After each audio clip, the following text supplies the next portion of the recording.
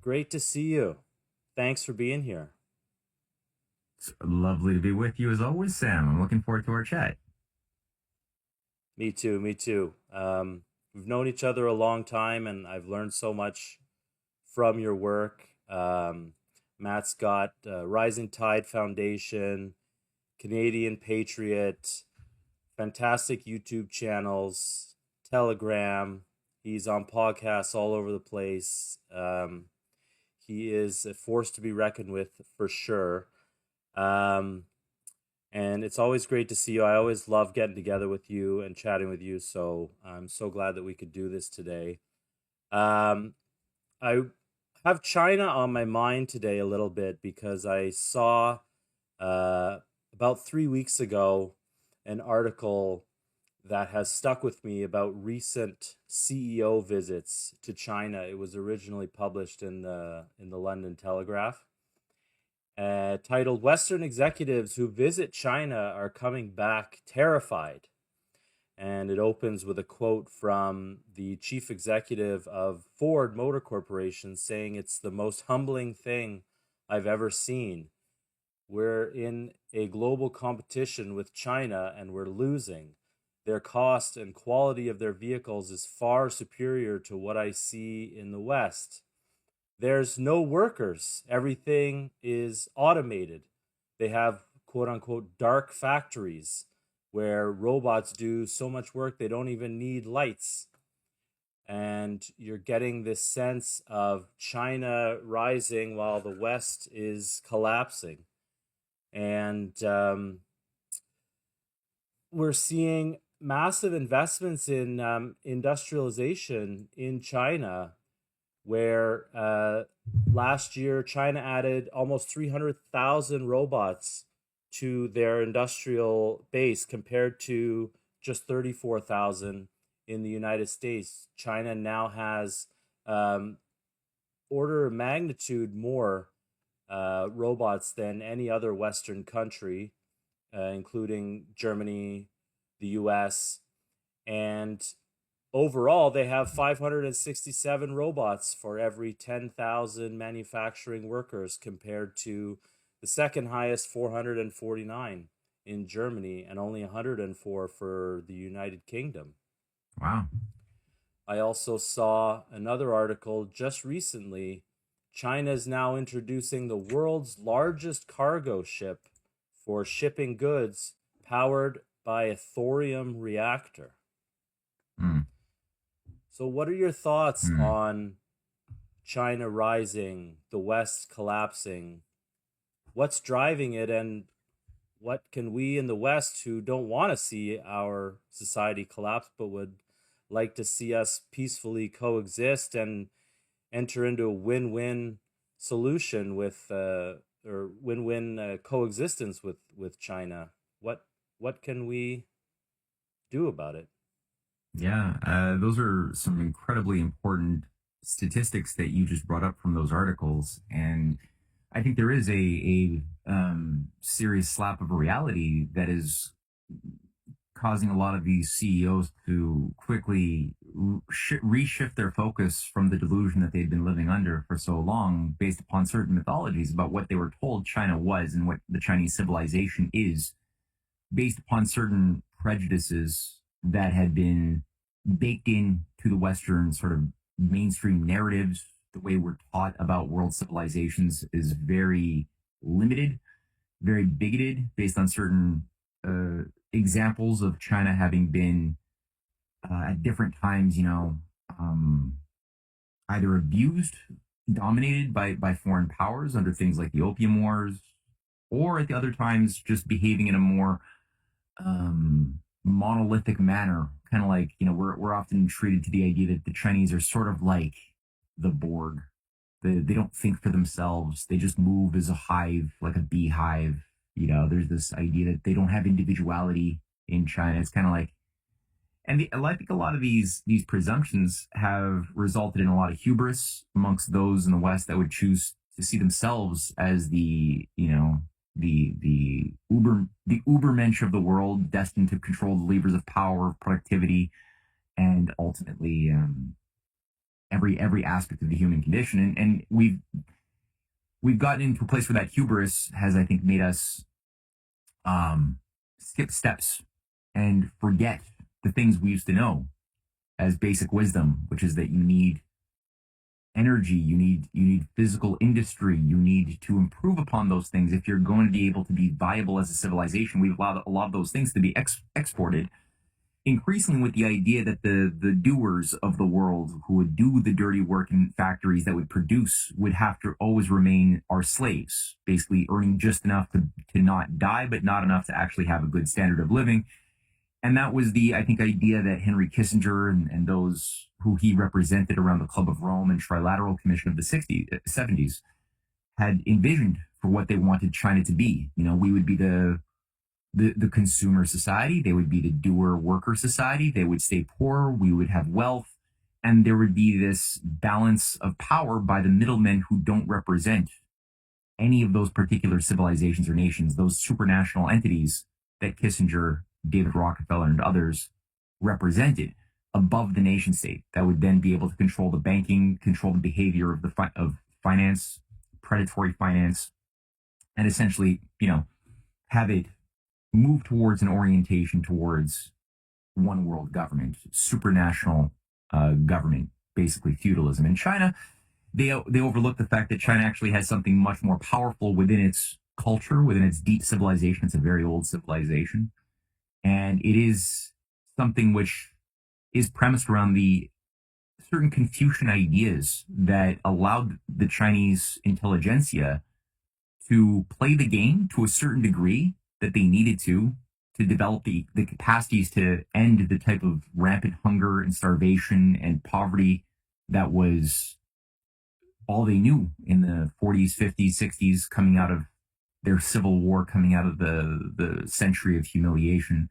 So they needed certain things and they played the game, but they also had a much longer view of things, which I think is only becoming transparent, or it's becoming realized now by those CEOs who are going there, and they're realizing that no, China actually just saw that as a temporary evil to learn the skills, to get the tools of productivity. But what we're seeing now in the last, especially 13, 14 years, has been an accelerated outpacing, breaking free of any precedent that Western industrial civilization had ever done. So they've mastered the techniques, a lot of those techniques innovated by the West, but now they've gone out to the limits and beyond and are pioneering in all of these core domains that you just outlined, in terms of automation, in terms of computing, in terms of hydraulic dam building, the utilization of AI for the purpose of supporting and organizing complex systems that are subservient to the needs of the physical economy that people actually live in, which is a stark difference in terms of paradigm and application of these tools of technology to what we see, or what we've seen and continue to see a little bit too much of in the West, which is the idea of simply using these instruments as ways of projecting power by a professed oligarchy onto the masses of civilization to carry out surveillance systems. And we see that. I mean, I think there's a certain, at least, desire, a recognition of the mistake of deindustrializing, and a desire to try to reindustrialize coming out of certain corridors within the West, which is good.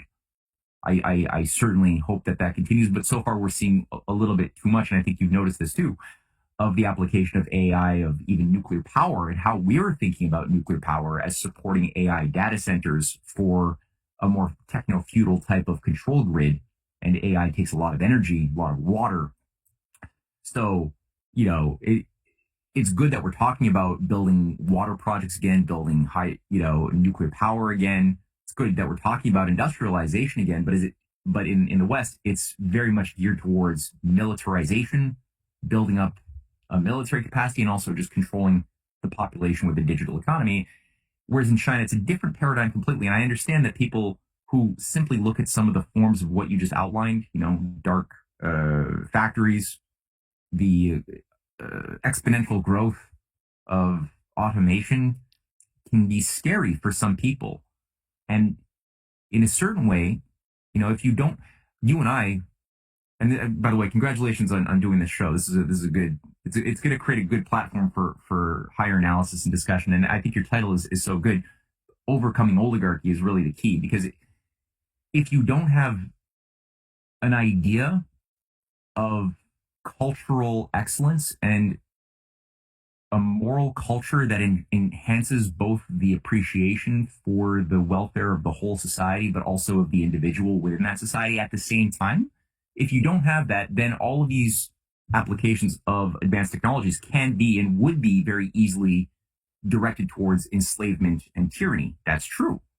But if you actually have the idea, and I think that I've, I've observed China now pretty closely for a number of years, I've got a pretty good sense that they actually have a cultural, philosophical paradigm. Not to say that it couldn't become corrupted and become everything human made is corruptible, but currently there's an idea that the people, the citizens, the individuals are the purpose of the economy. They're the purpose of technology, and the reason why China has been able to make these strides in excellence has been that they've put a lot of effort into R&D, research and development, into every field. They've created a big basket of competition. So they've got an interesting balance of having a nationalist economy, but at the same time, a capitalist sort of competition that they encourage, because they know that that tension, that striving of the individual for excellence is something you can only get in certain environments where you allow the liberty and the pursuit of certain monetary incentives as well.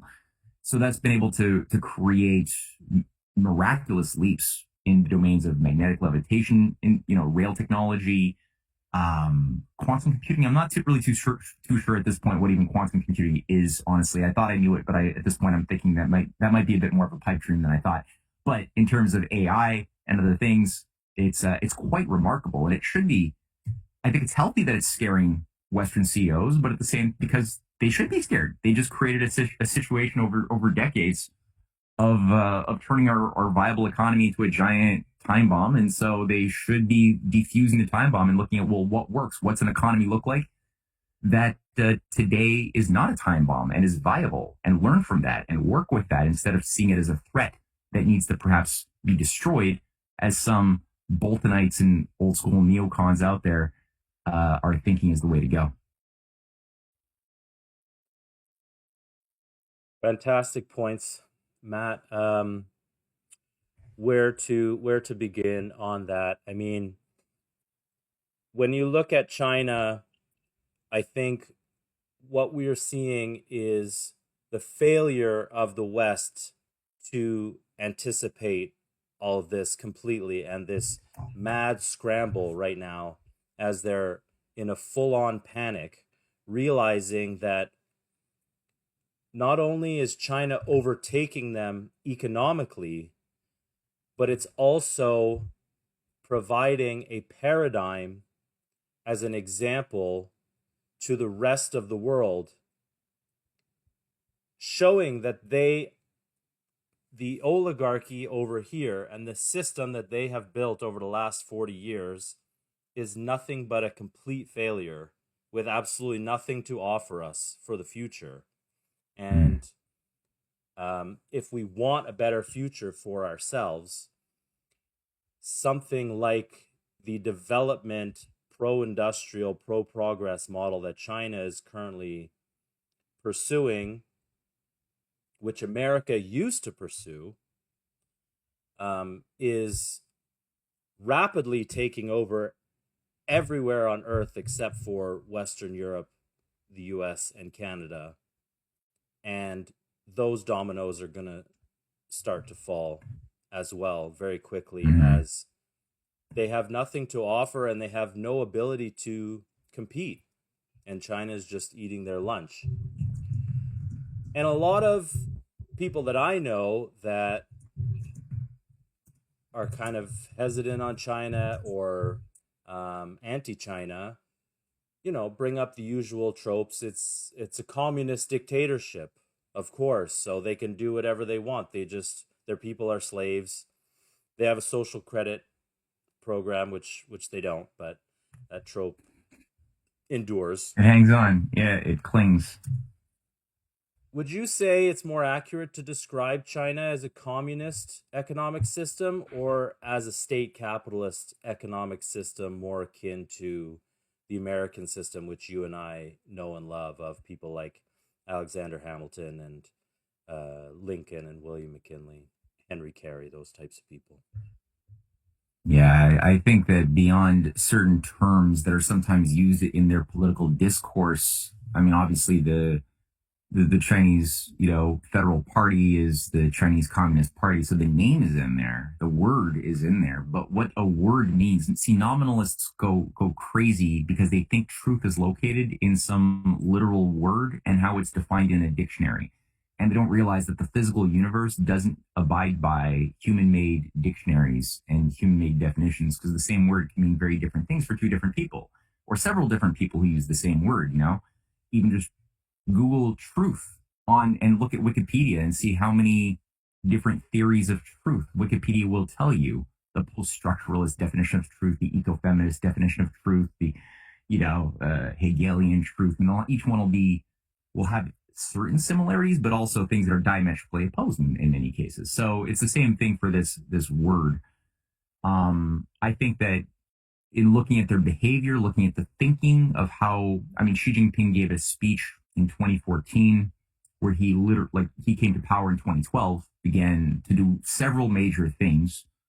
Xi Jinping is a very unique personality who I've been fascinated by, going back to his youthful days, his childhood days, watching his father being taken down by the Gang of Four and sent to a work camp.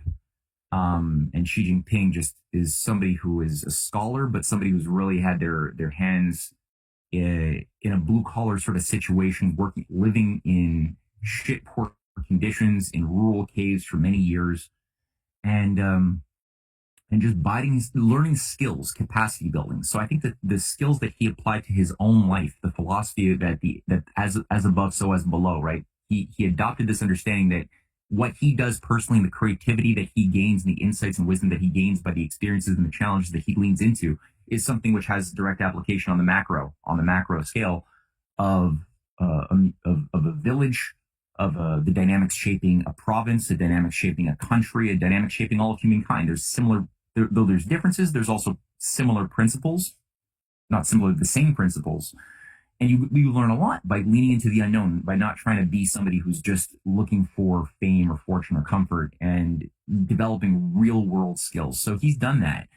And I think with this speech that I first heard him give, and he's given several iterations of this, he basically pays certain lip service to Marx and Marx's economics, but he also makes the point that we've gone as far as we could go with Marx. Marx is limited.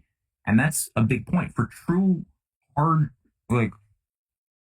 hardcore communists who actually have, communists, they try to act like they're atheists. The hardcore communists who are ideological, of which there are in China, just like there are in a variety of countries, but they act like they're atheist, but they're not. They just transposed old school conventional religions for the gospel of Marx.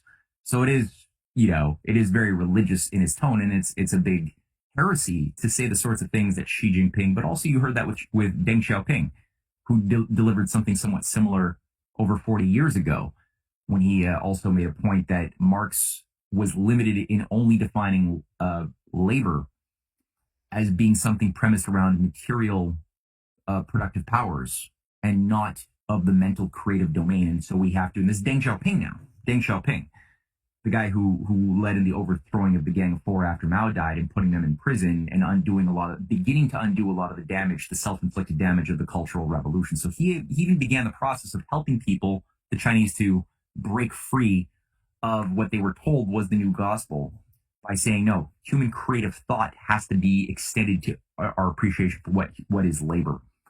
Xi Jinping took that even further and said that there's a plethora of new ideas, new concepts that Marx did not know how to think about, that require a new paradigm going into the 21st century. So when you look at the behavior of how China's done this, you've got a robust private system. For people who say it's a communist dictatorship, a godless communist dictatorship, no, you've got a a Confucian Buddhist Renaissance.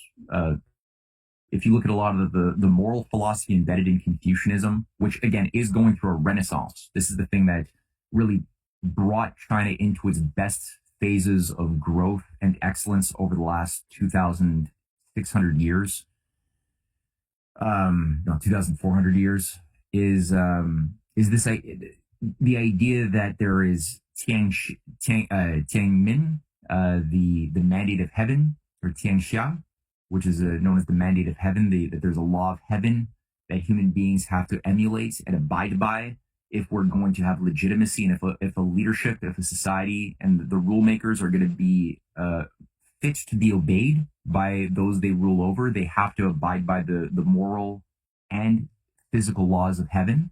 That's a very important Confucian principle, and something that also gave legitimacy to anything good in the Muslim, Christian, or Jewish Abrahamic civilizations as well. So there's certain common ideas also of agape, that higher form of love, which is something which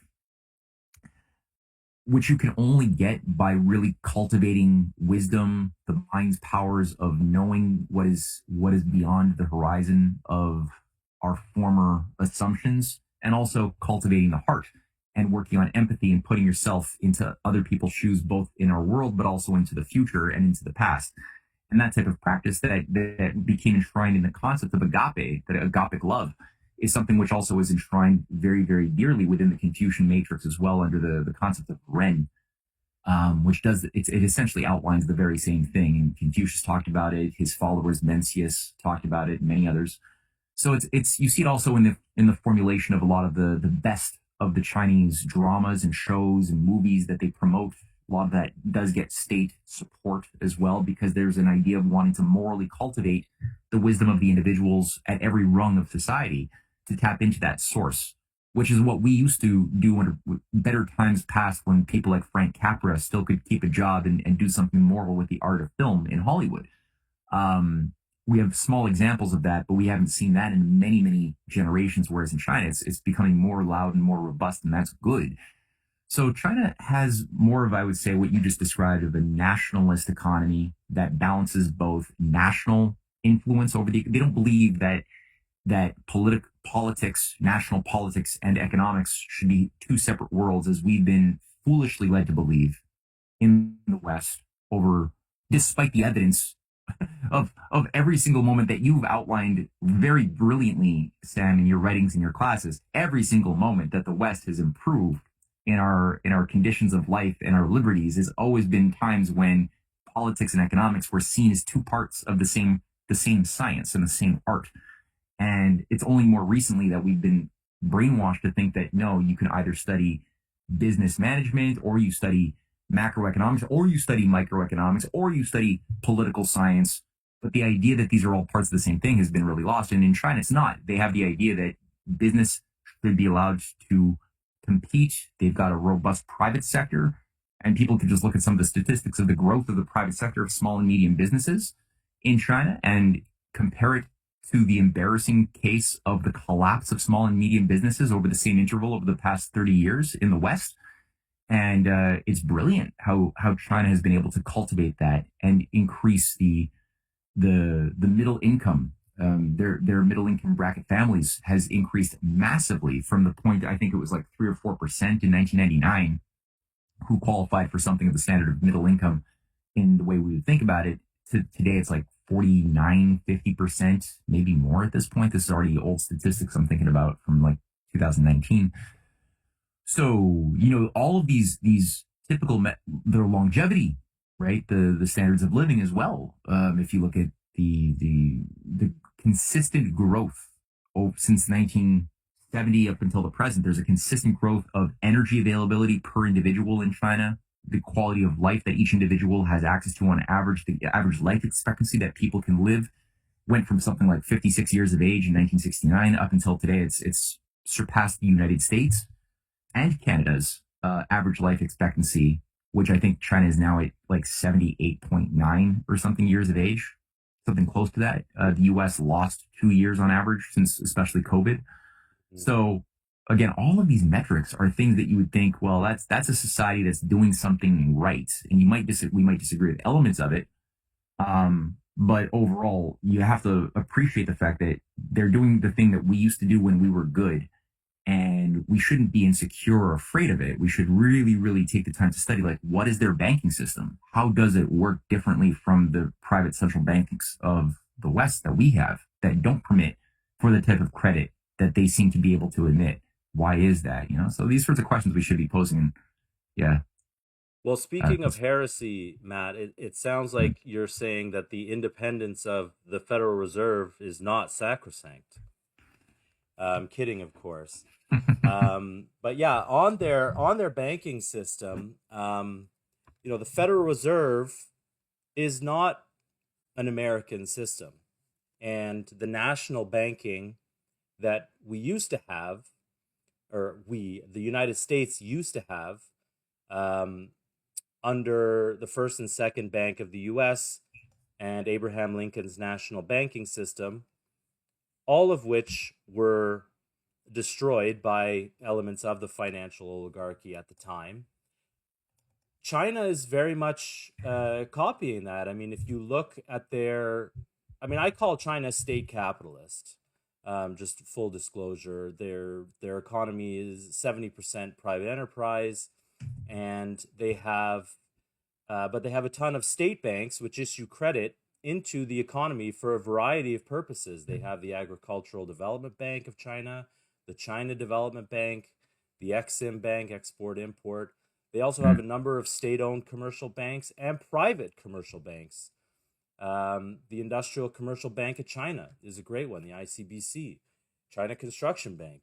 So mm.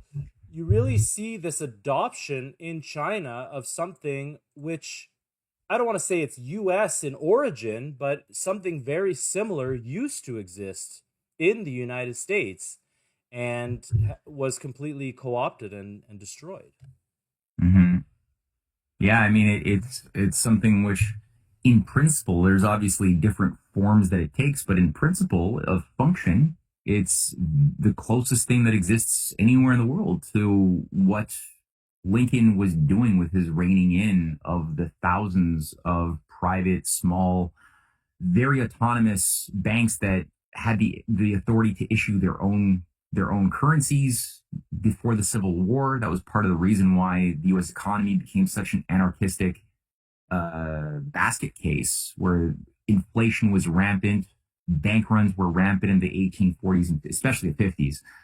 Um, Yeah, after and Andrew there was just Jackson destroyed the second bank and they had the mhm, independent sub treasury, I think they called it, and the mhm. wildcat banks that would just fail all the time and no central authority. No, exactly, and it's scary to see how Andrew Jackson is lionized as the myth makers have worked, as we've discovered, relentlessly for, I would say, even while he was still alive. The myth of the future image of what he represented was already being cooked up for future generations by the priesthood, the myth makers, who wanted people to have a false idea of this guy as a hero. Whereas because he said all the right words that appealed to those who don't like the corruption of international bankers. He used the right language while he was campaigning and but if you look at who was empowered because of the policies that he passed in killing the Second National Bank and doing so much to deregulate the economy and to allow, um, basically the contraction of all investment capital that had beforehand been going into major infrastructure projects like the Erie Canal type projects that were really building up America. He canceled everything to just pay off international creditors and the debt, which he did. He paid off the debt, but the U.S.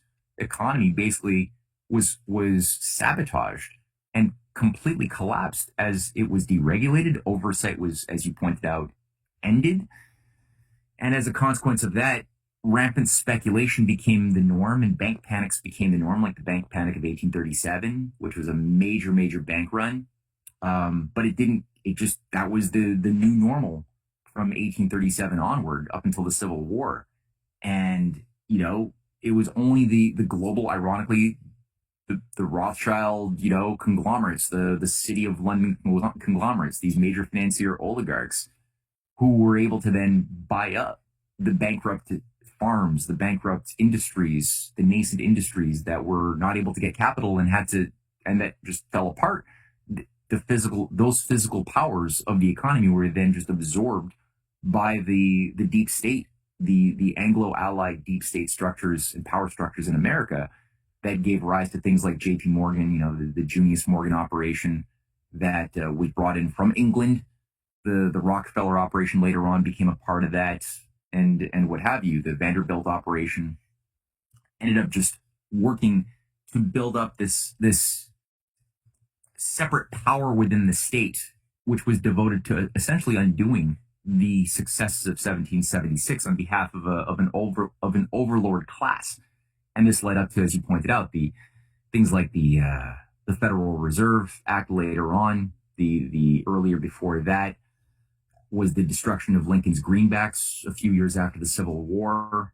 And all of this was done by design. There was always a plan to subvert the means of having constitutional banking, a moral law shaping the behavior of culture of banking, of finance, and that idea was always seen as a threat to the oligarchy. And so today, I mean, yeah, China is the only real powerful country which has been able to reject the pressures to privatize their central banks. They've kept national controls over their private finance. And because of that, they haven't suffered the way we have all of these slings and arrows of speculative bubbles. They've had their run-ins with speculative bubbles, but they've been able to contain them, as we've seen with Evergrande, the housing, the real estate bubble. Something of that magnitude would have easily destroyed the Western economies, because we entirely rely on that type of behavior and have for the past, 2.5, 3 decades. Whereas China has diversified quite a bit and relied principally on the physical economic base, and their destiny is not hinged on casino capitalism. So they were able to contain that explosion, reorganize, bring in new management, and the healing process is underway on that front in a very, very healthy manner. Although there's still problems and work to be done, there's healing and recovery on that level. But overall, their banks are able to do, and there's articles that were published in the China People's Daily that are beautifully written, where the Chinese have recognized their legacy in carrying out the policies of Alexander Hamilton and Alexander Hamilton's credit policies and his insights into what is the purpose of national credit that shapes and creates so-called money and its behavior within a system. That we've lost that. That's what Lincoln understood. That's what people like John Quincy Adams understood and Henry Clay. And also later on, definitely people like Franklin Roosevelt and JFK understood that principle. But we stopped doing that. China is, and again, they're self-aware. They're describing it, and they have to get better at it. And again, there's just to say there are deep state structures in China that want to subvert this as well. Some of them are Chinese people, some from the Chinese upper crust, and we saw that with this parasite within China around the figure of Jack Ma, who had patrons amongst very powerful families within China. This is a nobody who was turned into kind of like a Bill Gates type of character for China. And he was given a certain task, certain assignments. He was given protection by very, very established, entrenched forces that did not have the best interests of the Chinese people in their mind. And we saw the type of influence Alibaba had in the 2015 to 19 period in infiltrating and taking increased ownership of things like the China, what's called the Industrial and Commercial Bank of China. They tried to they got a 51% of shares of that industrial bank until Jack Ma was taken down, because the idea was to turn it into a green digital transhumanist financial behemoth under Jack Ma's lead. And that's where a lot of the anti-China fear mongers, they latch on to what was being done under this, what's called the Shanghai clique of these multi-billionaires around the figure of Jiang Zemin, the former president of China in the 1990s, who groomed this Shanghai billionaire class that's highly, highly influential. of which people like Miles Guo, who works with today's Steve Bannon, was groomed and grew and influenced through that hive. And again, Jack Ma came out of that. A lot of it was taken down under the anti-corruption program that Xi Jinping began in earnest in 2012. But a lot of it was still there. But people latch onto the influence that this thing had to try to turn China into an instrument of eco-digital technocratic tyranny through Jack Ma's type of operation. And they overlook, well, what was done after 2020? What was done to take down these different insidious elements, which is important because that's no longer the case, right? So there's a fight and people miss that fight. And because they miss that fight, they don't see the water to put out the fire that's right in front of their eyes. When they look at China, there's actually like a solution to the fire that's burning down our house. Well said.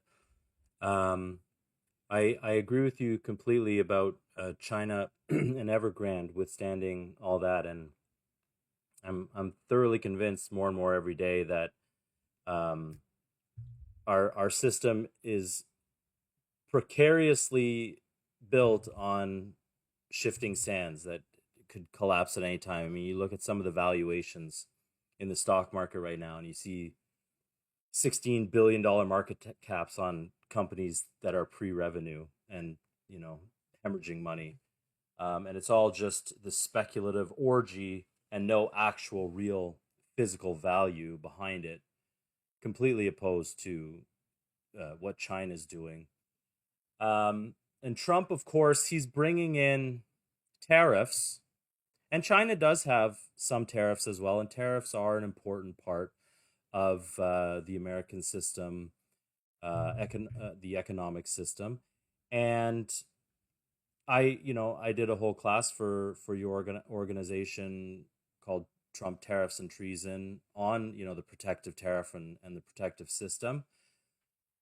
But what Trump has not brought in, which China is doing en masse, is grand projects, huge infrastructure developments financed by this state banking system, which you could call it dirigist, which is they do have a largely private enterprise system. However, in some aspects, the government is able to dictate, we want more construction, we want less speculation, for example, and to sort of direct the economy in certain directions while still allowing for private enterprise and individuals to fail and succeed on their own merits. And Alexander Hamilton, of course, in his report on manufacturers, called transportation improvements the greatest of all possible improvements. The American term for a long time was internal improvements for infrastructure projects like this. China is just unbelievable in scale and scope of these infrastructure projects. And we here in the West, it seems Trump is hoping and counting on tariffs and absolutely no emphasis at all on great projects. And there's a little bit of nuance to it as well. Of course, you need Congress to go along with it in the U.S. What do you think about Trump's failure to emulate the Chinese model, which used to be the American model, which Trump vocally endorses, of investing, not just bringing in tariffs, but investing in these great infrastructure projects like transportation, but other things as well, just simple sanitation and investments in healthcare and education, which you outlined earlier. Yeah, it is frustrating because there's so many points that Trump hits at in his rhetoric and in his policy orientation, which is very close to our heart, because you and I are very much, we've studied a lot of the same battles in history and recognized that it's only in times when you have this American system that's no longer taught in school emerge in an actualized manner as a weapon in battle against oligarchy and in defense of the people, that we've really had true progress and freedom improve. And those periods are exemplified by such figures as Abraham Lincoln, which people get a romanticized, simplified, dumbed down Hallmark version of what Lincoln was in textbooks and movies, but the real fight is completely left out of it around banking, around the green. What are the greenbacks? What was his fight against the major financiers internationally? What about the occult secret societies, both within the North and in the South, that were together working to tear apart the Union? All of these things have been really scrubbed from our awareness now, because those same forces were never dealt with after Lincoln was murdered. And his murder was immediately covered up in a very similar manner that John F. Kennedy's murder and life was also covered up by the exact same forces, the heirs of the exact same institutions, financial, occult, and other. So because of that, we're sort of, it's frustrating because we don't have a full tool basket to properly deal with the issues at hand because of this lack of knowledge. Now, that being said, when Trump began speaking about Lincoln, about the American system, which he did on several occasions in his first term, he used the terminology of the American system directly. Now, he didn't, that seemed to have disappeared after 2018. I don't know why. I can speculate, but I don't know why. But he continued in his second term to utilize McKinley as an image to emulate, which is good. McKinley being a confused but generally strong follower of Lincoln, didn't have the same understanding of Hamiltonian economics as Lincoln did, but still the right principles were in McKinley's mind of the protective tariff, the idea of true value, true labor value, and the purpose of the nation state. McKinley had a good grasp of. So we were very hopeful and continue to be hopeful that this might animate a healthy restoration of the proper American system. That being said, there's still, like you said, something frustrating because it doesn't look like what we're seeing by and large under Trump's administration. There's aspects of it, protective tariffs are great to a degree as long as you use them in the right way. And what they are is a way to help defend a nascent industry that you don't have, that you want to give the support that it needs to grow against international competition that already exists. They can't compete with very advanced competitive industries that do the same thing. So you want the nation state to play a role in giving them the protection of whatever you want to build. So, but it's not a formula to build revenue, as you've pointed out in your classes. It's not something you want to just turn into like we can put tariffs on goods so then that way we have more revenue for the state. That's not why you want to do it. You want to have an idea of a vision that these are supportive of fulfilling a vision for the future, that animates the behavior of when do we increase the tariff? When do we decrease it? On what products do we want it? Or what industries do we want to have the tariff now and which ones don't we? So there's an idea of always judging the active human mind. The discerning mind has to be an active organizing principle because there's no single formula for it to work. China, I think, is a good example of a country which has been very flexible with its tariff policies. They've made choices every step of the way. That's their thing with how they do the 5-year plans. They reevaluate their entire paradigm of like, where are our priorities? Where are the benchmarks that we've met? Where did we miss them? Where do we have to pivot? Where do we have to put more resources and priorities in and act accordingly? And they have, plans within plans. They got 5-year plans, but they also have 10-year plans. They have 50-year plans. They have 100-year plans. I think the healthiest minds out there have millennial plans. I think that's a healthy way of thinking, as long as you're not a misanthropic, Armageddonist. Having a 1,000-year view of history or the future is a perfectly healthy way to create the biggest space for creativity to flow. So it would be so easy, again, for Trump just to simply provide a vision, a concrete goal, the way we've seen in the best of America's past and the way we are currently seeing around China's Belt and Road Initiative. There's so many analogs that America could have, both for cooperating with an already existent bold project that's very flexible, the Belt and Road Initiative that Xi Jinping unveiled in 2013. It's so fluid, right? And that's what's so great about it. It's not a rigid thing. It's created a space of development corridors. We know that they want to build an intercivilizational economic base of communion and working with through economic collaboration with neighbors that could otherwise be induced stupidly to go to war with each other, as empires have sought to do for so long. So to overcome that, you have to create win-win incentives. And that paradigm of creating more wealth for the next generation than you had in your current generation is the way to do it. That's the way we've always been able to create durable peace amongst people who are either rival neighbors or people who have, you know, chips on their shoulders based on past grievances of what your dad did to my dad. And we see this in the case of Pakistan and India. We see it in the case of India and China. We see it in the case of so many different countries with their neighbors that have been stoked by these fires of divisiveness have been so clearly stoked by those same imperial forces that destroyed China under the century of humiliation, the Opium Wars that worked to destroy America under its Civil War, which again was a foreign-induced civil war that worked hard to transform the United States into an instrument of empire by creating false flags like the so-called attack on the Maine that got the U.S. enmeshed into a war it should have never have been in under the leadership of or the guidance of people like Teddy Roosevelt. Into the Philippines, but also things like the Gulf of Tonkin and so many other false flags have been done to transform the U.S. and Western countries more generally into instruments of evil and destruction as power. So the way to get over that is build infrastructure. That's what Lincoln had in mind when he was looking at the post-war world in the 1860s, and he was in direct talks to extend rail and telegraph lines through the Bering Strait into Russia and into broader Eurasia.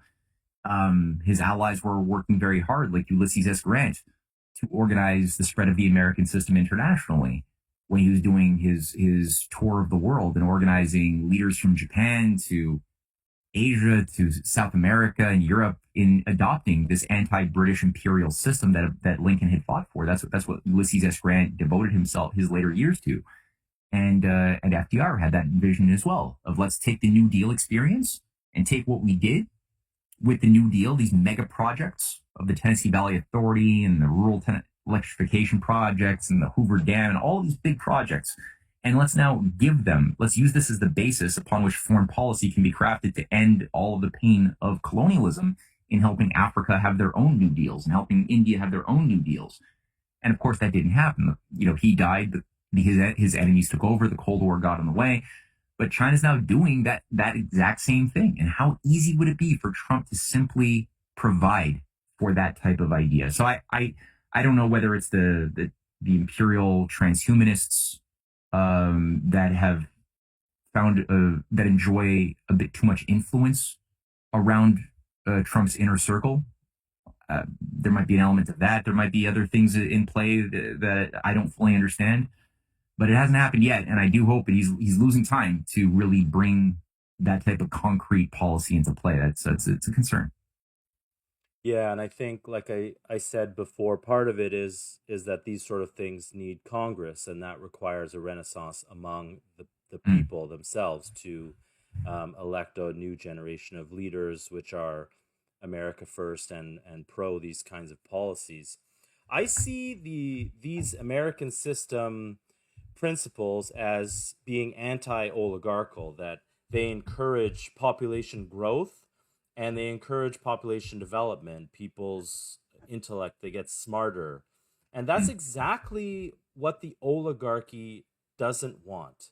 They attack these kinds of policies as bad for the environment because there's too many people on the planet and we need to reduce the Earth's population. They want less people, and they want those people dumber. Why is that, do you think? What is it about oligarchy question, right? that's what they desire? Yeah, it seems to be a theme, like throughout history, whether you're like looking at the writings of Hesiod or even something more recent, it seems like that's always been sort of the constant theme amongst the organizational structures of oligarchs is to keep the slaves, keep the masses in a state of constant turmoil, constant scarcity, ideally have encouraged systems where they limit their population, their reproduction to certain acceptable numbers and don't, it's kind of like they treat human beings. I think that's part of the thing, right? I think they treat human beings like game animals or like maybe not game animals, maybe a mixture of game animals and domestic cows and chickens that you would have on a farm. And that's the problem, is the inability to, I think, qualitatively differentiate the identity of a human versus a wolf and a monkey and a cow. There's similarities of these different biological mammals. There's mammalian characteristics in all, there's a lot of genetic and other physiological characteristics that are similar. They all fart, you know, they all eat in their own way and do their things that they do, and they all reproduce, but they're not governed by the exact same laws. Only human beings among the known animals of the ecosystems of the earth exhibit these properties of judging good and evil, of having aesthetical sensibilities of beauty that inform our intellect in discerning what is the right or the wrong thing to do, what is a metaphysical principle, something beyond the senses that allows us to adduce an intention. That's not simply an intention to go hunt, go get food, but higher intentions that are animated by ideas of what is the nature of human beings, right? We create definitions. We try to understand the essence of things by defining them as best as we can, and then acting accordingly. So, but then again, you can't see an intention. I could see a face, I could see a facial expression, I could see somebody smile, but does that mean they're happy? How many sad clowns are there? um, so, human beings do this other thing. We're animated by something other that the oligarchy rejects, and they would prefer that we just be. I think their ideal is like happy dogs, happy to get our scraps. They seem to treat their personal domestic animals well enough, but they don't treat Africans or human beings in general well enough, because they disdain this quality within humans to be free, to go beyond our limits in ways that animals don't. Animals are happy. A dog and a cat is perfectly happy just being cared for by an overseer. Humans are not. We get very frustrated in that type of constricting environment, yearn for something more. So we have this divine spark that, in the best of times, when we're fit to survive, is cultivated and is awoken and is given the means to work itself out. That should be what every kid gets to experience as an early of an age as possible. And oligarchs don't get that. They're offended by systems of education that are oriented towards helping young people discover what it means to be a human, have a relationship with their conscience, with their soul, as something that is real, as in making discoveries of the universe, of science, that isn't simply memorization. And we have some examples of that now and again throughout history. They're always short-lived, but whenever they happen, you have really great things that occur as effects. People like Max Planck, who make discoveries into the quantum, emerge out of that process. And what you tend to find in these examples of these cultural movements to bring healthy reforms to education are certain things that we take for granted, like that classical beauty, that the arts and the sciences don't exist in two separate worlds, but are two sides of the same universe, and that the great scientists should also practice, whether visual art or musical art or just art in general, just practice that aesthetical part of themselves, like flex it, work it, cherish it, and then find that your logical powers of reasoning become enhanced accordingly in exponential manner, that people who are simply mathematicians cannot even get that. There's this story from Edgar Allan Poe, who was a trained mathematician and in many ways a linguist, who was a student of the infinitesimal calculus, and he was part of the network of West Point and École Polytechnique that had some of the greatest minds and scientists of that age in France working together. And people like Charles Dupin, who was a leading scientist at the École Polytechnique and who was a student of Gaspard Monge. He was used as an inspiration by Edgar Allan Poe to formulate the character of his Inspector Dupin, from his Tales of Ratiocination, the first detective mysteries in human history. And so this character wasn't totally fictitious. He actually showcased how the real mind of Charles Dupin actually worked in the figure of this character he created, who was able to use powers of deduction and induction in ways that were impressive. But he always made a point that his effectiveness at solving the mysteries was because he didn't depend. He was not limited by either deductive or inductive reasoning, which is the reasoning of a logician or a mathematician or a nominalist. He used them, but he went beyond that because he had a creative power as a poet primarily, which allowed him to make these nonlinear leaps outside of those realms of computer thinking. And so, that's the sort of thing that I think we need to get back to today, because the oligarchy only is successful at getting us to limit ourselves and to reduce our world populations to the degree that they impose cultural dynamics that destroy our ability to do those very things, right? To see the harmoniousness, the idea of aesthetics and science, the idea of having that help us pass judgment of what is the right or what is the wrong, what is natural law, what is an offense to natural law. If you don't have the foundation, you can't do it. And I think, again, when I look at a lot of the Chinese shows, it's very difficult to feel like to have a non-dirty experience. What I mean by that is, like, when you're watching like Netflix or Prime or something, just to, I gotta watch a show sometimes, or a movie, and it feels dirty. I feel like I've been psychologically uh, uh, manipulated by these disgusting Gnostic stories that infuse anti-human Trojan horses into the psyche. I don't get that with most of the Chinese or South Korean shows that I will watch. They actually are infusing these types of moral lessons about, about human nature, and how to carry out better judgment and wisdom embedded within the stories. It's the right way to do it if you're going to actually have a cultural policy that's going to allow you to appreciate why human beings don't have any absolute limit to our growth. We could, if we impose it onto ourselves and we allow ourselves to be defined as animals.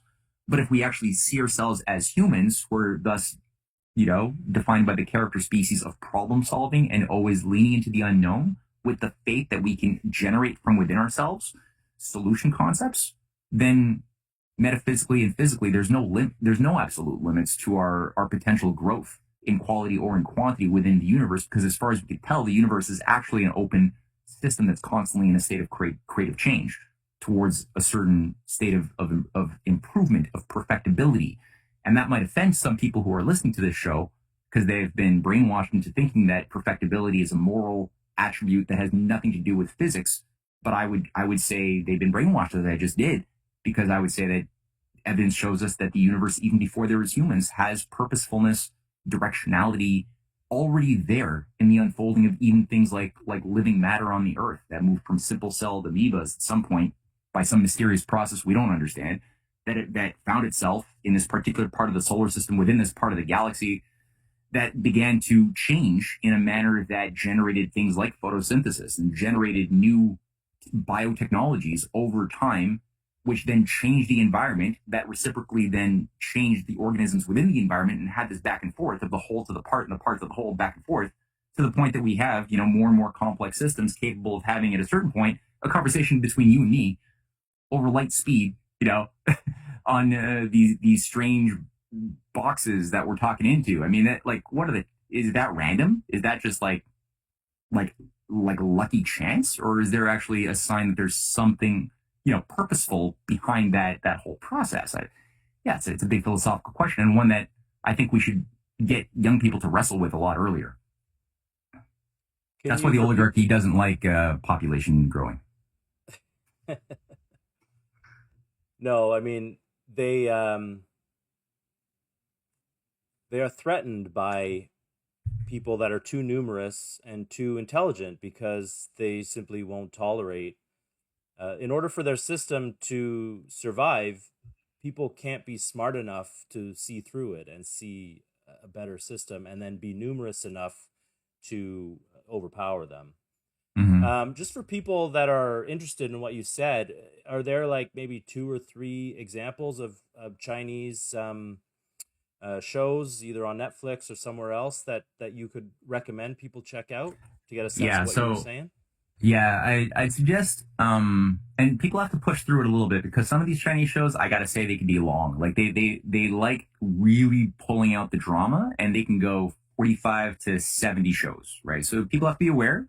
It's a bit of a commitment, but it's a worthwhile commitment, because you don't feel like you get the sense that you're becoming something is being made better within your heart when you go through these stories. And sometimes they can get cheesy. I'll just say that too. Sometimes there can be cheese, but hold on, there will be rewards that compensate. And I would say, like, one example of a film that's worth checking out would be Wandering Earth. There's been 2 Wandering Earths. I'd say the second one, it's a major blockbuster that came out of China a few years back. The first one gets at the essence of it, I think, in a pretty good way. The second one, the sequel, has some weird transhumanist elements, and it is sponsored by Jack Ma. So I don't, I and pay Alibaba Group. So I personally have my trepidation about some of that. There's the Chinese have their own cultural warfare against them too. There's shows like The Double, which is a fantastic show featuring the biggest like injustice that happens to an innocent girl who's very young, very idealistic, and she gets smacked by reality in ways that will make you shudder. And basically it takes you through her overcoming each with lessons and capacity building each step of the way with a very we often get movies in the West that cater to our desire for justice, revenge, and that's been a big selling point, a big easy sell for engaging Western audiences into films, the revenge movie, and there's a certain satisfaction, obviously, from watching revenge, whether it's Quentin Tarantino films like Kill Bill or whatever. But it's brutalizing. It's getting you to be satisfied and to desire the satisfaction of murder, of eye for an eye type of ethos. And it's rampant. You got it in a lot of Mel Gibson movies too. Unfortunately, I like Mel Gibson, but a lot of his movies have the revenge impulse in different degrees of magnitude. And in China, they treat the question of revenge in a very different way. You're not taking satisfaction in it in the way that you are in the West, but you are taking satisfaction in her wisdom, in her learning how to properly bring justice to bear in a very unjust world. And so again, The Double is one thing. There's the story of the Pearl Girl or the Pearl Diver. I think it's the story of the Pearl Girl as a woman who is brought into slavery, and she's being treated. And it's sort of based on a lot of these are period pieces. I think this one takes place in the Tang Dynasty. And it's her story of gaining liberty from her enslavement. She's working for a bunch of mercenaries and warlords in a slave community, doing treacherous dives for pearls. And most people don't come out of that alive. But it's the story of how she struggled to break out of it and then become essentially an entrepreneur. But in a way that is very political. And they're always teaching you how the Byzantine behind the scenes court intrigue works. So they're helping the audience actually appreciate, using the examples of these safe period pieces far removed from our present circumstance, how real world geopolitical intrigue, false flags, other things actually works. They're doing these lessons in layers. And it always comes down to cultivating sentiments of loving the greater good, like learning how the individual can transform from being a bad person into becoming a good person, how these lessons are qualitatively transforming people if they're done right, and even how bad people have a spark of humanity that is important. Because in the West, one of the reasons why we've been so manipulated, I think, so effectively through the culture is that our idea of good and evil has been made so simplified based on this binary Manichaean, you're either the good guy or you're the bad guy. And the actual nuance and the sophistication of what makes true good good and what makes true evil evil is totally lost. Because we all have like a little spark. Nobody's perfect, though some might think of them as otherwise. The fact is nobody's perfect. And so it's only when we start realizing that we all have the potential to fall within us that we become capable of overcoming a lot of the traps that the oligarchy was set to try to seduce us into bringing out feeding the worst part of ourselves that makes us weapons against ourselves and against our families and against our nations when those sentiments are awoken by design. And that's why these vices, these lower attributes are often encouraged and inflamed within our shows, within our, with our music, within our movies, with our video games. It's usually these debased things that make us become the worst part of ourselves, so that we ultimately don't have an ability to love humanity because we can't love ourselves when we're living a degenerate identity. And so in China, they're really trying hard. And again, not all shows are like this, but there's a much greater preponderance of those kinds of shows. And I would just say the last one is China and the Classics. It's a semi-dramatic recounting of the great classics of China that's gotten huge support. You can get them for free on CGTN or on YouTube even.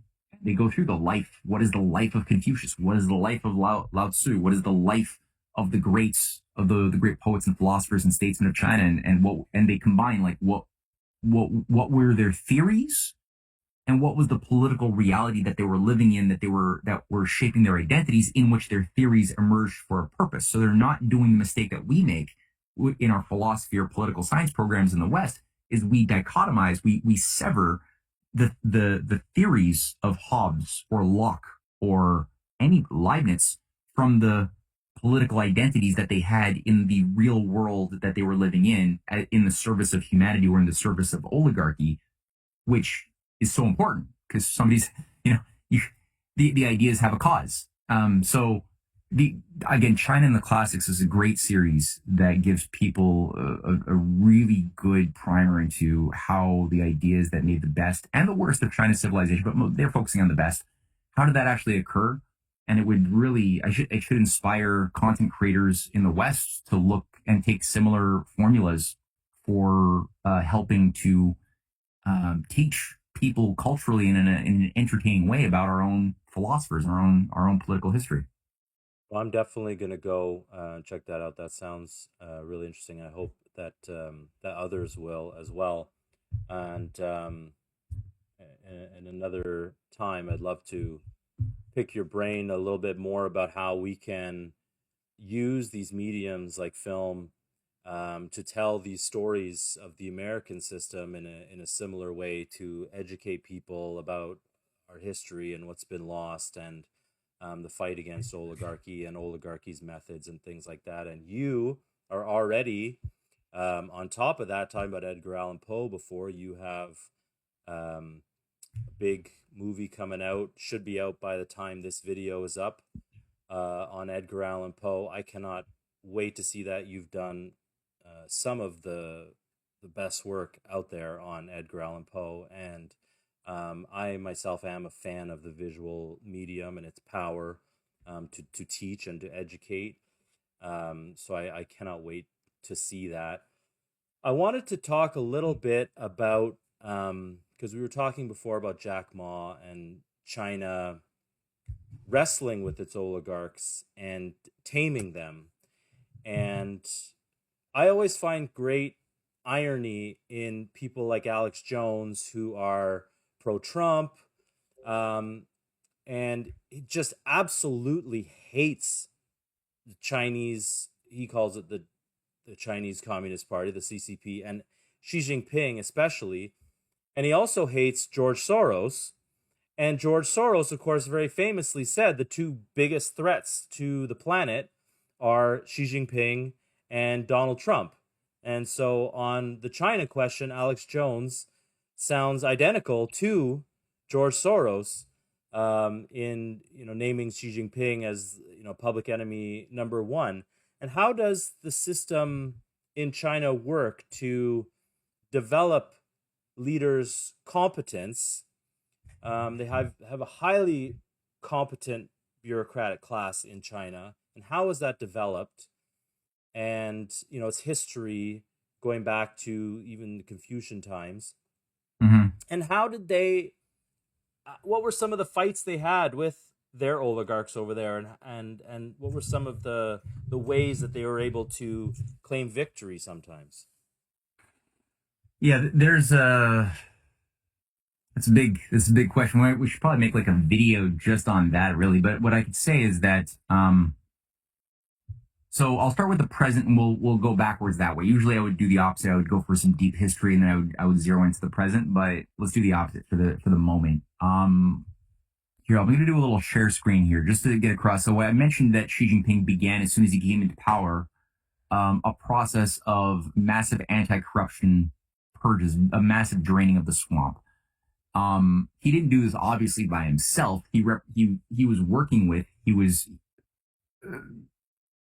China's intelligentsia, because like a mutual friend of ours, Quan Le, has pointed out that, like, we shouldn't deny it. We shouldn't be blind to this fact that oligarchies are that literally means is rule by the few. That there are a limited array of families, whether in Italy, I mean, it looks amongst the Western governments, there's a limited array of families that can go back quite some time and that are part of what, for lack of a better word, one might call a club.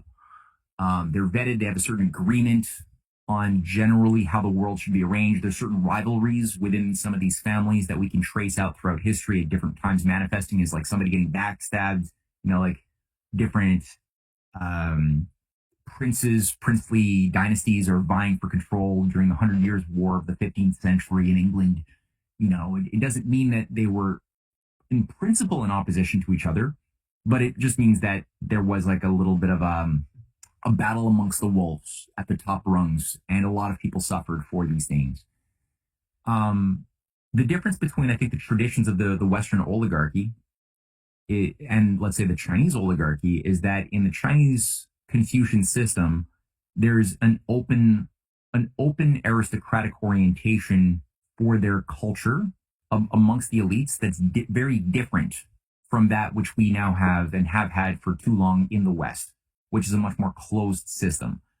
If you're not part of an inner crusted of bloodlines, you might be able to be brought in because you have talent, like an H.G. Wells or a Thomas Huxley. You could be brought in because you have talent that's needed for the oligarchy to thrive. But overall, you will never be allowed to upper marry beyond a bunch of many layers of impenetrable glass ceilings. So you'll be very contained, They might grant certain functional sociopaths who do their work well limited dynasties. They might award them an honor, a knighthood or something, and that they are granted a limited dynasty where their kids and grandkids, to the degree that they keep up the family business, will be protected, will be granted access to Eton and other schools, But the system itself is much more premised on an idea, a closed idea of an animal like slave master relationship. Not so with the healthiest expression of Confucian culture, civilizational philosophy that we've seen emerge in the best of times and currently today in China. So that is based on a different idea that, again, the mandate of heaven, Tian Xia, this idea that the rules, the top-down rules of society have to abide by the general welfare, the laws of nature, the laws of heaven, as it's called, in order for that society to be viable. And in that sense, that idea that right makes might versus might makes right is really where the battle lines are drawn. And it's a scientifically verifiable thing, as well as just being a nice thing to say. But it's not just a nice thing to say. It's scientifically valid that right does make might. When you act on the side of natural law, you have more power. You have more ability to be wealthy because that wealth is being generated by honest creativity, by creating greater situations of peace and cooperation, which is better for business than in creating depopulation and forever wars. It's actually bad for business, though it might gain a few interests, a lot of money in the short term. It destroys all those operating within that game in the long term. So it's not an idealistic utopian thing. And the Chinese have a much better grasp of that. Xi Jinping was assigned to bring China out of a major crisis where Bo Xilai, who is his major nemesis in 2012, who was the person who was going to be the head of the Chinese Communist Party, the Secretary General, that was Bo Xilai. He was part of the Shanghai clique. He was protected by people like Hu Jintao and by Jiang Zemin. That network wanted him in. He was known as the Al Gore of China. That was his big thing. He was rampantly corrupt, rampantly, like, really dark. This guy was eyeballs deep in the swamp. But he got taken down. So Xi Jinping came in. He was successful in this major fight in 2012 that ensured that Xi Jinping became the guy. And immediately, Bo Xilai faced justice for the crimes that he had committed over the decades preceding that moment, and found himself where he currently is, rotting in jail. And it didn't stop there. It continued on to today. It's well over 5 million. Many high level party members have been punished with major jail times in some of the cases. I'm just going to show you a picture here. Here, I'm just going to pull up a window. This is part of a script that nobody's ever seen before. So there's a little preview of something that is going to be. Can you see that? Yep. Okay. So here's a few names, okay? And just look at the positions that they held. I already have here Bo Xilai, close ally of Jiang Zemin. He was found guilty in 2013, stripped of all his assets, and sentenced to life in prison. Ma Jian, another member of the Shanghai clique, served as Vice Minister of Public Security. That's essentially the deputy head of the CIA. From 2006 to 2015, he was found guilty of corruption, given life in prison. He's sitting in prison now. He was a major protector of Miles Guo, by the way, the guy who came to America to avoid a prison sentence and built up his new dynasty, working to organize the Chinese diaspora in becoming like this force of CIA-run regime changers, and working with Steve Bannon to carry out that crusade against China. That guy was being protected by Ma Jian. Also, Zhu Yongqian, Minister of Public Security from 2002 to 2007, and Politburo Standing Committee member. That's the highest committee within the entire Chinese state, is the Politburo Standing Committee member. So he was high up. I think he got 7 or 8 people on that position. He was given life in prison for abuse of power, corruption, and embezzlement in 2015. And so he became the highest ranking Chinese official in history to receive such a sentence. Ling Jishua, who is the chief of staff to former Secretary General Hu Jintao. He was given life in prison. Hu Jintao, by the way, is the guy who he recently passed away, but a big display was made publicly at the last major CCP conference, where all of the leaders were the so-called the previous heads of state were all sitting near Xi Jinping, and Xi Jinping made a point to take that opportunity when all of the cameras and all of the world, like China watches these things like we were watching football. And he literally has his security detail come out and escort a very confused and angry Hu Jintao off the stage as a big message saying, basically, a new game is in town. Like, this guy, what he represented is over. Sun Zhenkai, who is a member of the elite 8-person Politburo. He was given life in prison 2018 for bribery and corruption. I'll just read a few more because it's good to just make this visceral, right? Like, people, it's one thing to just say the number, but to actually just make it visceral. Like, these are not low-level people. Sun Lijun, who is a big one. He was Vice Minister of Public Safety from 2018 to 2020. He was given a death sentence with reprieve in 2022 for bribery and corruption. He was part of the Jiang Zemin faction and deputy director of the 610 office. That's something which oversees, as far as I could understand it, I think that's the thing that oversees the efforts to purge the Falun Gong operation, which was another CIA synthetic cult built up inside of China to weaken China through religious engineering from within. And we hear stories sometimes of abuses against Falun Gong practitioners. And I think that from what I'm gathering in my research is that a number of the people who are running the 610 office assigned to crack down on Falun Gong practitioners were actually the people who were also part of the same operation that was ironically running Falun Gong.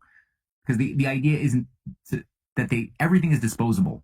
Falun Gong was a useful tool towards a means towards an end, but the end wasn't to make Falun Gong become some celebrated, normalized religion. It was just simply to weaken China as a state by getting people to disengage from their involvement with that society, with the government, in their ideology that is that's more than qigong.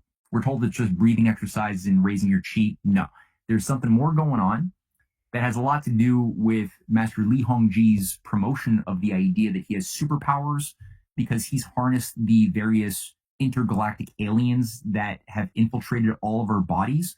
And because of his amazing power of qigong, he was able to harness all of those foreign entities and have them service him, such that he has clairvoyance and can read powers and can heal his followers, and that his followers should not get medical service if they need it or they get an infection. They should rather die.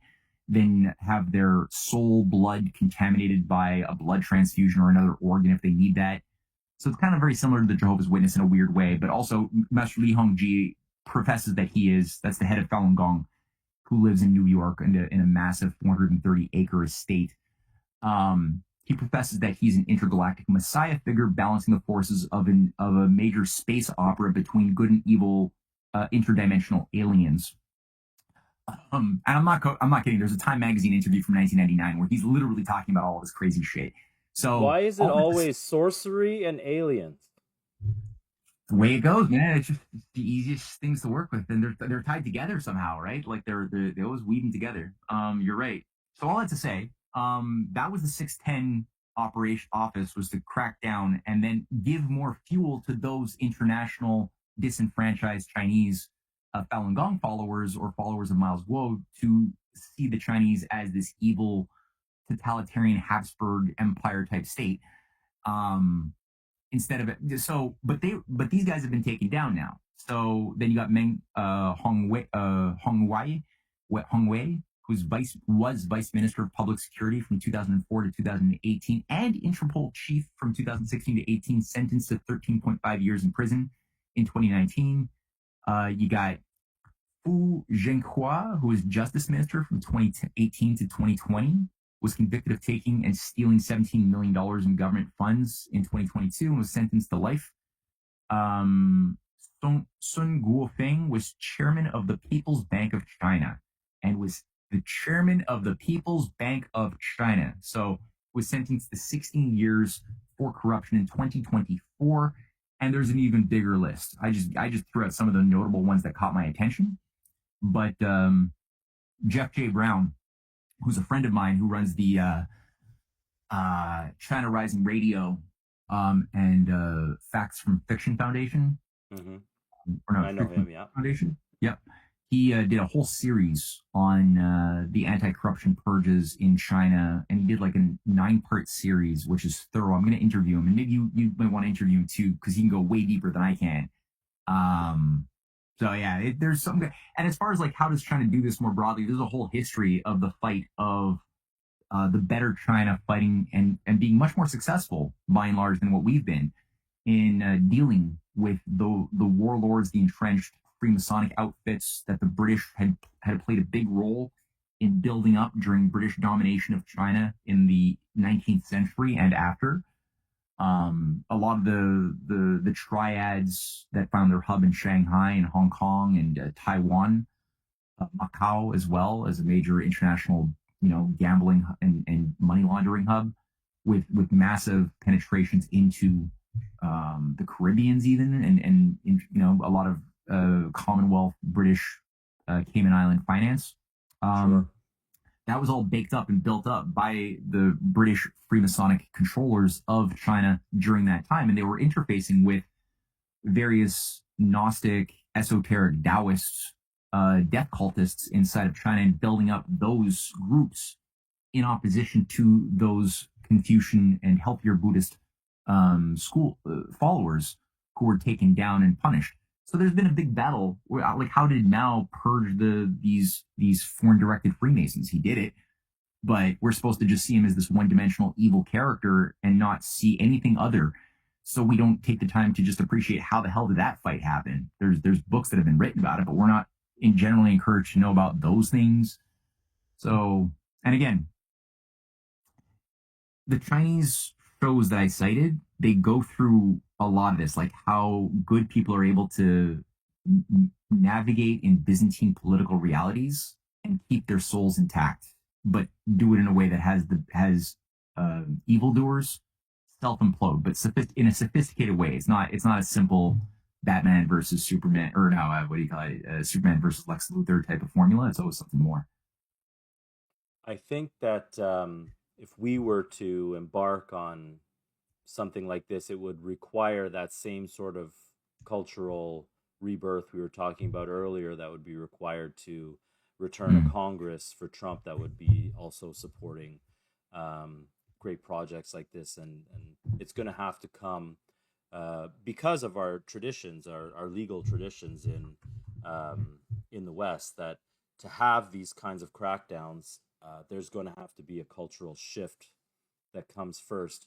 So let's leave it on a positive note for everybody, and let's talk a little bit about China's Belt and Road, their massive investments that they're making globally across Asia, across Africa, across South America, contrasting it with the IMF and the World Bank economic hitman model, that they are actually loaning at fair terms, that the loans are able to be paid back, and they're actually providing worthwhile and useful infrastructure in these countries and building up a ton of goodwill and soft power. Is the IMF and the World Bank dead? What's their future? And then what's the future? We just have our new prime minister, fairly new, Mark Carney. What's the future of Carney and Trump and relations with China? I mean, these are not again. You asked great questions, Sam. And they're my approach. I'm a bit of a nuanced thinker on a lot of these things, so I don't have quick. I can give the quick answer, but it's not satisfying. So the China Belt and Road Initiative, for those who don't know, they should just Google it and look at what's been accomplished, because it is quite something. Okay, so I'm assuming that some people may not have a positive, a familiarity or a positive idea of it. Basically, it's a broad framework, sometimes known as the New Silk Road, which has a sea-based and land-based component to it, also an Arctic and space-based component to it, also a digital-based and health-based component to it. But essentially, it's a space. It's a general concept of massive mega project. Like it's a state and private collaboration around a vision of interconnectivity and increasing standards of living for all participants, while making business connections very profitable for all involved by increasing the overall, not just standards of living, but overall productivity on every possible important standard one would choose to look at when judging a healthier versus a sicker economy. So the rail lines on the overland component so you've got rail that would go from that extends from China all the way to Europe through 3 dominant corridors, but with hundreds of sub corridors besides these 3 dominant ones. The northern one already is very well established. It's been built that extends through Mongolia, or actually around Mongolia, but there's another branch that's going to go through Mongolia that's under construction, through Russia and into Europe. There's another one called the Middle Corridor that's multimodal, that goes to the Caspian, where ports, so rail goes westward to the Caspian, and then there's shipping that then debarks the freight and then brings it back onto rail lines that carry the freight onward into Europe that way. Then you got a southern route that's more contentious, because the entire Southwest Asia, in terms of Iran, Iraq, especially Syria, have been Afghanistan, which the southern corridor would move through, have been so targeted for regime change and destabilization that it's become much more difficult. So it's much more strategic and important for that to successfully be built, but much more difficult because of the fires of chaos that have been stoked by the CIA and MI6 and other things. But beyond that, there's Belt and Road initiatives or products for Africa. Some of it manifested in the Africa Agenda 2063 program from the African Union that featured something like 9 major intercontinental rail lines that stretch 3 north-south and 6 east-west across Africa, with the first going from Djibouti on the Red Sea, which is very close. There's a big port there that already has rail connecting all the way to Addis Ababa, built by the Chinese, and that would easily connect with a little bridge through the Bab el-Mandeb Strait into Yemen and onward into broader Saudi Arabia, and that would interconnect with things like the NEOM's major new advanced cities that Saudi Arabia is that are building right now, and also the high-speed rail networks like the Trans-Arabian Rail Network that is being built up in Saudi Arabia with the help of Oman, of China, of Saudi Arabia, But it's not just rail, it's the whole development corridors, it's the building up of secondary and tertiary industries, new service sectors as well that go with these things. Power In plants, power plants, sanitation. Yeah, yeah, yeah, exactly. Yeah, yeah, healthcare. exactly. Yeah, exactly. The soft infrastructure, the schooling goes with that. Trade schools go with that. So it's so much more complex, dynamic than people often think of just simply infrastructure. Is So Africa going to have a comprehensive continental high-speed rail network before North America? yeah, I mean, if we can get over the problem is just the CIA coming in there and foreign, intelligence agencies, promoting things like Boko Haram and Al Qaeda operations inside of Africa or the Tigray liberation armies that gets their support by foreign influences in the West that are useful only like the way Falun Gong was useful of destabilizing a target government like in Ethiopia, which is building things like they just finished their Grand Renaissance Dam and they're a big part of the BRICS now. They're full members of the BRICS, as is Egypt. Potentially Nigeria might become a full member shortly. They're still a partner country, but it gives they're I think the high speed integrated rail network continentally across Africa already would have been built had it not been for a lot of this foreign intervention that's been like sabotaging it left and right, which is very very frustrating. But yeah, they definitely have a much more concrete, ready to go orientation and plan than what we have currently. Although there's positive strides that have been made with at least the discussion of the Bering Strait Rail and Arctic development that's been moving forward because of some of what was circulated over the past couple of months by Kirill Dmitriev and company. This came all after the Alaska summit with Putin and Trump around I'm sure discussions involving Arctic mutual economic collaboration came out of that, but now people are discussing the Bering Strait rail connection, things like that. But it's still just conceptual. It's still pretty far from any practicality. Whereas in Africa, it's much closer. They're doing things already. Tanzania already has major Chinese investment building up and UAE investment building up. Its rail and other infrastructure corridors. China's work internationally has lifted something like 1 billion people out of poverty. I know it's an oft quoted number. I'd like to see it even grow even faster, but we haven't done that. That was China. So they got a different approach to developing foreign direct investment into smaller countries within Africa or within South America that actually benefit the overarching economies. And we are told in the West by a bunch of PSYOP managers that it's all debt trap diplomacy designed to do essentially what the IMF and the World Bank have already been doing for the past 70 years of spreading, imperial feudal investment capital to entrap nations into forever debts as we take control of their economies and their resources and their infrastructure that we don't even permit them to build, or if we do allow a little bit, it's never to benefit their people, like we've seen in Nigeria or the child slave plantations in Congo. So that these are the consequences of many decades of Western control of these nations' economies. Now China's come in and like people criticize China because there's still tons of corruption and there's still child mining in Congo and there's still corruption in these various countries that they're doing business with. And it's like, yeah, but they didn't make those problems. They're dealing with an objective reality that they have needs of rare earths and other things, resources for their own development needs. And they're dealing with what they have, what they've been given as a consequence of Western imperialists. Now, they're at the same time, if you look at a breakdown of where China has invested versus where the West has invested, though numbers have been similar at different times in terms of overall investments into Africa, you can see that China's concerns and priorities are totally different, where a big chunk of their investments goes towards hard and soft infrastructure. They go towards helping to create African run banks. We never allowed those things to happen. Our investments are entirely geared towards mining and extraction. So there's no balance of anything healthy. So it's it expresses a different idea and one that's much more in harmony with what people like Franklin Roosevelt had envisioned with what the world economy should be wired to do under an international New Deal in the 1940s when he was in negotiations with other foreign leaders in Africa and beyond around that. So that only deals with part of the question. I forget the other part of the question that you had. That's what was the other part?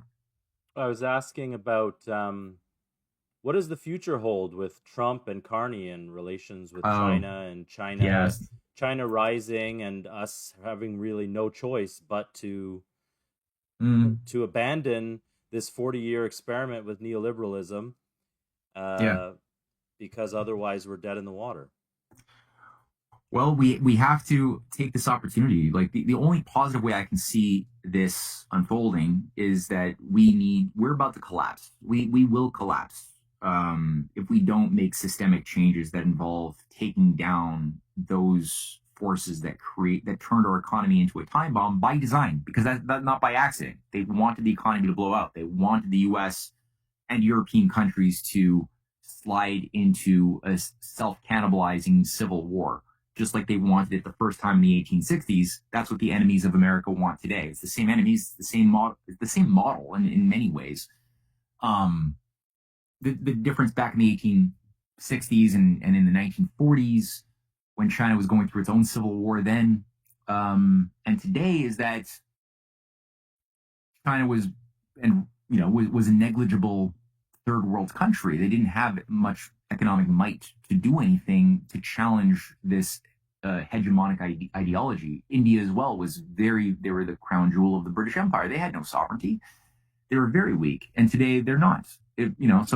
These are now becoming much more dignified, stronger economies with problems. Especially India's got problems, but they're in a much better place to, if they combine their political weight, especially with Russia, which has gotten a lot stronger over the past decade, despite the sanctions. It's actually the sanctions have in many ways made them more resilient, more strong as an economy.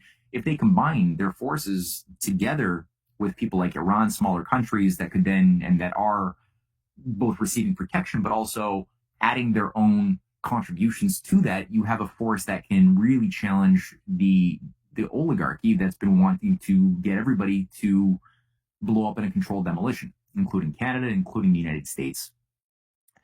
So if we are able to, as there's evidence that Trump is trying to harmonize, at least recently there was the announcement made to that Trump has made to work with Xi Jinping and with Putin to get rid of nuclear weapons, to recalibrate and reorganize our nuclear science policy towards something more constructive. That's a good orientation. These are still just words, but it's a good orientation if it's accompanied by a vision and a real battle with those Wall Street, City of London bankrupt banks, which needs to happen. If that's accompanied with that, then we could see ourselves being reminded of the best of what we once were by working with those countries that are doing the best of what we once did.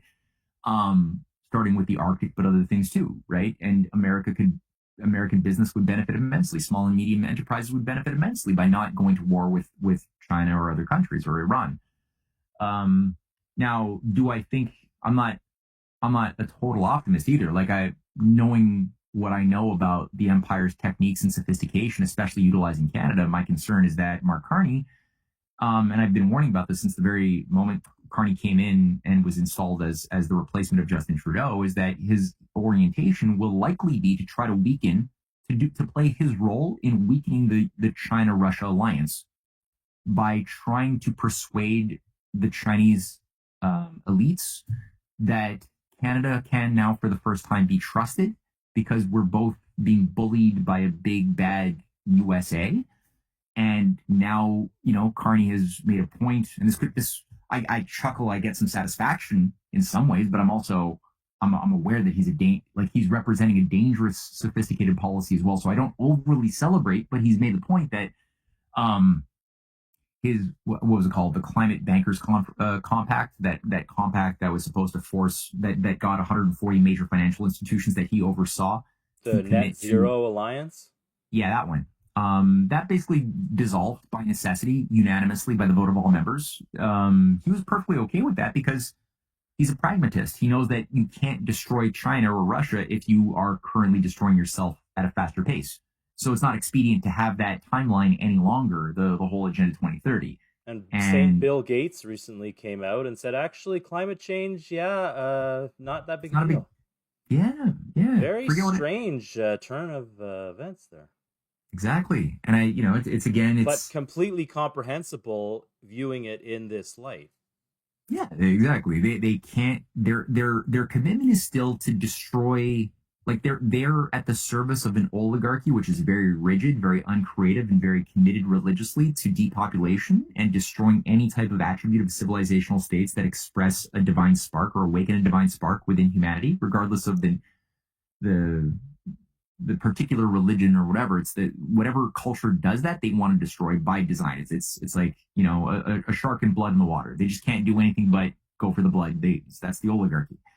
So their handlers, what they represent, is committed to that. But to get there, you can't do the Paris Climate Accords. You can't do the UN Sustainable Development Goals. You can't just do that and still undermine China. So what you can do is play slightly longer game by emulating some of what makes China or has once made America effective. You can emulate some of the surface appearance of it and allow for a degree of industrial progress to be permitted for the moment while gaining the trust perhaps of China. And that's my big fear. And I hope that China is smarter than this, because I think that Canada should work with China.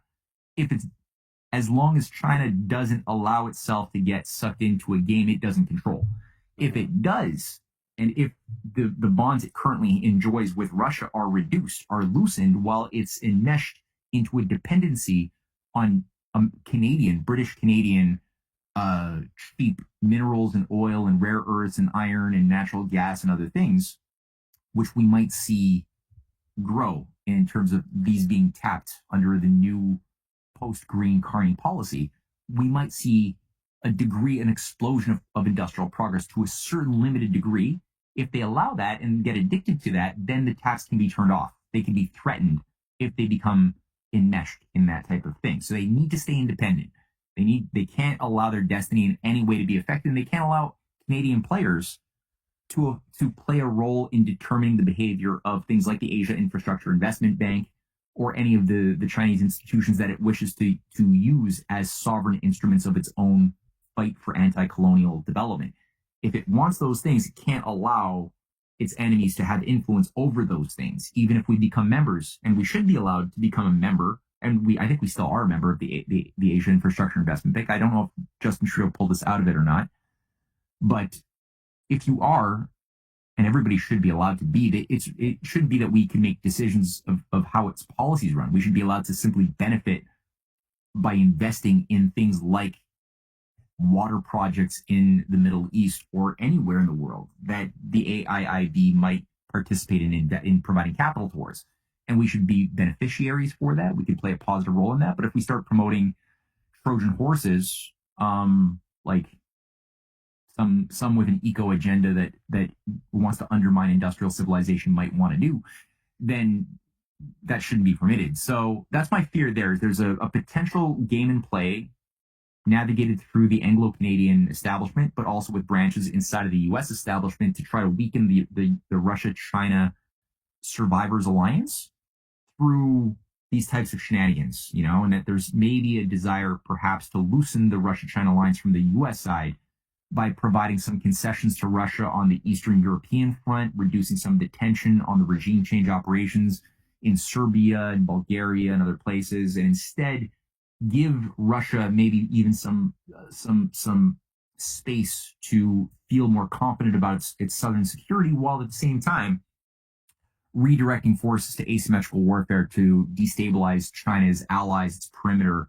and ultimately its inner core. Iran might play a role in that. I don't know if Israel is still being used perhaps to unleash some form of an attack on Lebanon and then Iran as part of the pathway towards the ultimate fight against China after China's environment has been sufficiently made chaotic. Then perhaps it could be weakened and isolated adequately to get it to simply accept either becoming its own localized empire without trying to challenge the Western financier oligarchy and just simply be satisfied for the time being while they wait to become ultimately enslaved in the next generation. That's maybe like one condition that's being offered to China, is like, just give up on the Belt and Road, give up on the BRICS. I can see that very, very clearly, is like these types of threats, saying just give up on trying to expand your influence in Africa or South America or the BRICS. Just give up on that. look out for your own little micro territory in your backyard, just to have that as your jurisdiction and have your own localized techno feudal empire. Be happy with that, and we'll leave you alone maybe. And if you don't, we might have to attack you. That might be the sort of threats that I could imagine some of the envoys being that are meeting up with Xi Jinping as messages that they're conveying. Because I think the oligarchy kind of wants to rearrange the world. We're at one of these millennial phase shifts right now, kind of similar to what happened to Rome 2,000 years ago after Julius Caesar was killed, or after he declared himself emperor. The republic system as a dynamic was alchemically transformed, literally, into a new type of empire run by mystery cults, oracles, and things like that ran the entire structure of controls in Rome. And it was sold. Emperor Octavian was, God man sold as ushering in a golden age. That was the terminology that was used even back then.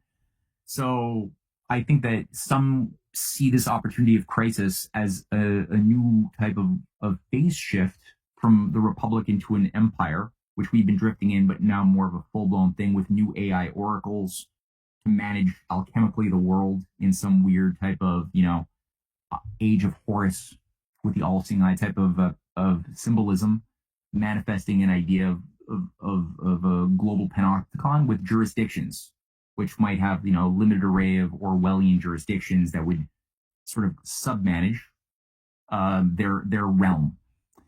And that's what Coudenhove Kalergi, the founder of the Pan-European movement, which Steve Bannon is currently a leading official of the Kalergi Otto Habsburg operation. That's his assignment.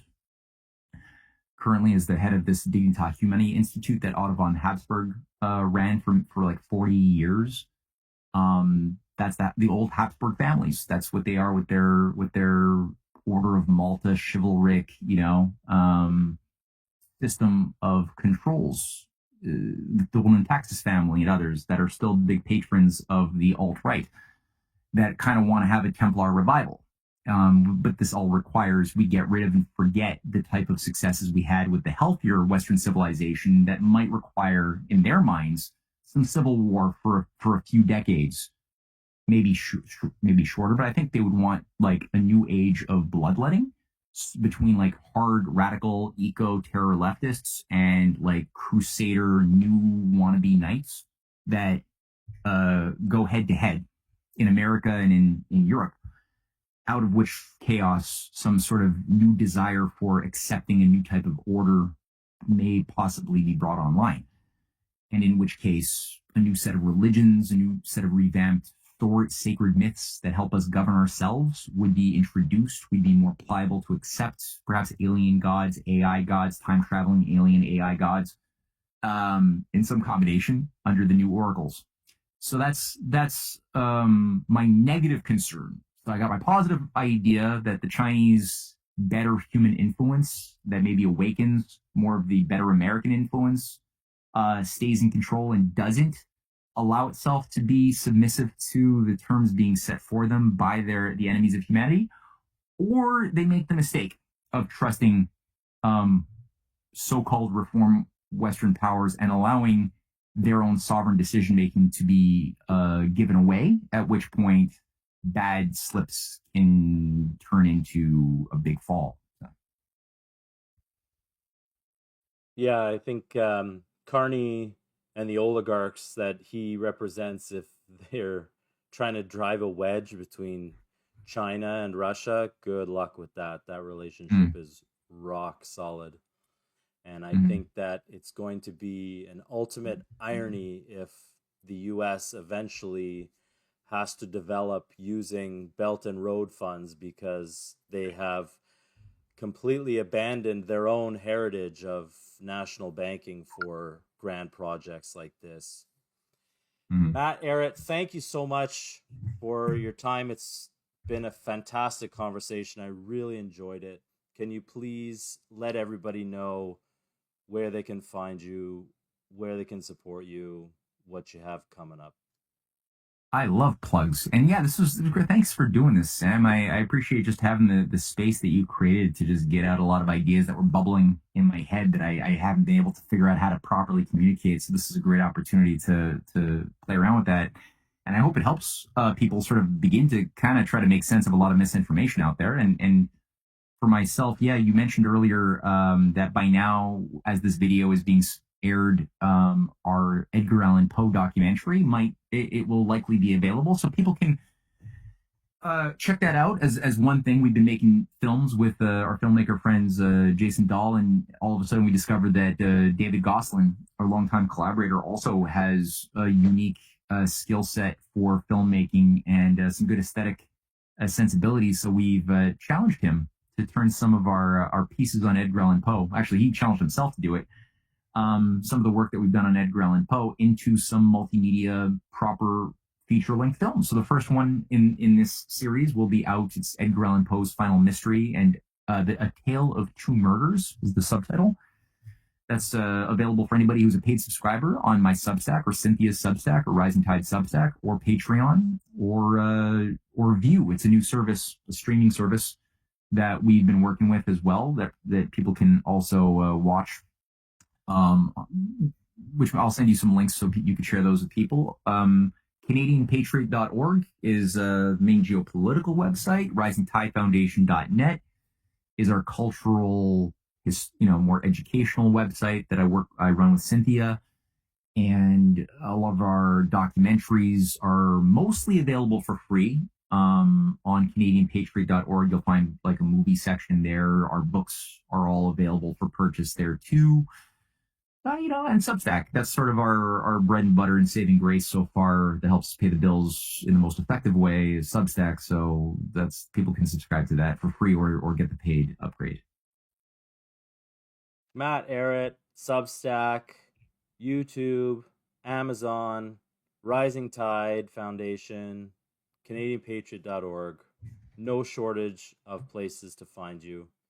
Thank you so much, Matt. Hope we can do this again.